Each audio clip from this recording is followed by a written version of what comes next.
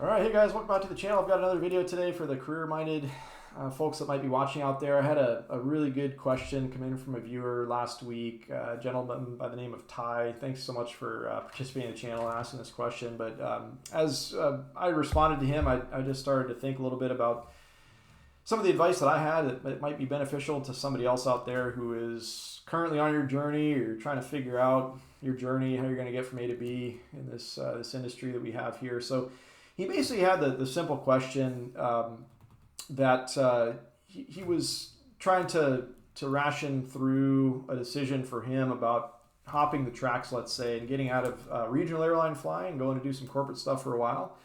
And basically, I guess he just wanted to see what I thought about it. And, I think this is a great question because, first of all, for all of us when we're trying to figure out how to do this career, I mean, there's no one size fits all.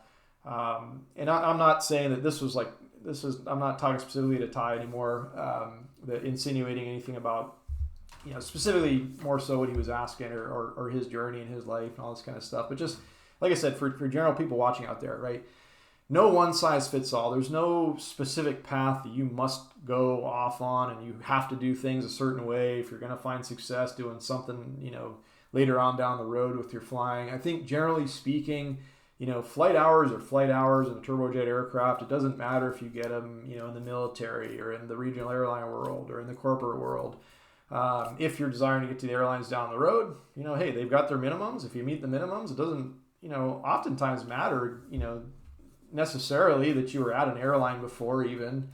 And I wanted to touch on that a little bit because what I've seen, and I haven't been a part of any hiring boards, but I've been in this industry a good amount of time now, and I've obviously I'm making this channel because I'm into it. So I feel like I have a good perception of what goes on out there and a good finger on the pulse of the industry.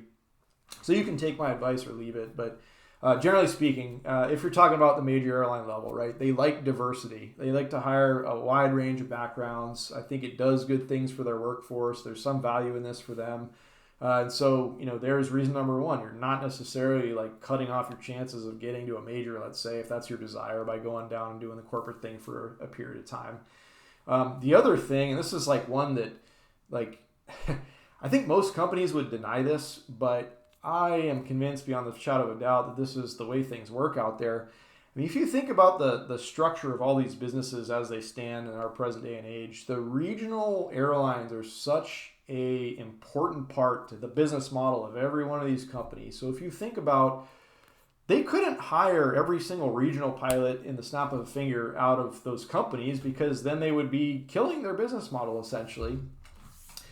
So if you stop and think about this from a company or a business perspective, there's actually incentive for them to not hire like everybody out of the regional airline ranks. So therefore they have to go out and they have to find other sources of employees. And I'm not saying that's right or wrong. These companies, they run their business how they want to do it. But I think that's a reality. And it's just something I always try to remind people of, is that, you might actually be helping your chances in getting to your major airline by leaving that regional carrier that you're at, because of that specific fact there, where it's a numbers thing. They can't hire everybody out of the regional ranks.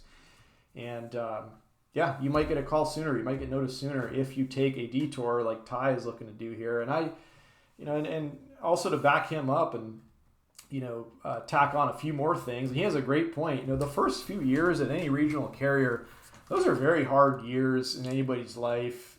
Years of sacrifice in the form of schedule, compensation, just, it's a hard way to start. So, I mean, hey, you could probably do, in the right set of circumstances, a lot better for yourself going out and doing a corporate job for a period of time. Have different experiences, better adventures, just make some more money, a whole range of things that may or may not be better for you. And it's always a personal thing about, I'm always telling people, like, don't do anything else in this career because, like, you saw your buddy do it or somebody told you to do it. Like, you do it because you want to do it. That's the, the end all be all. Like, follow your own path and do what you wish to do with your career.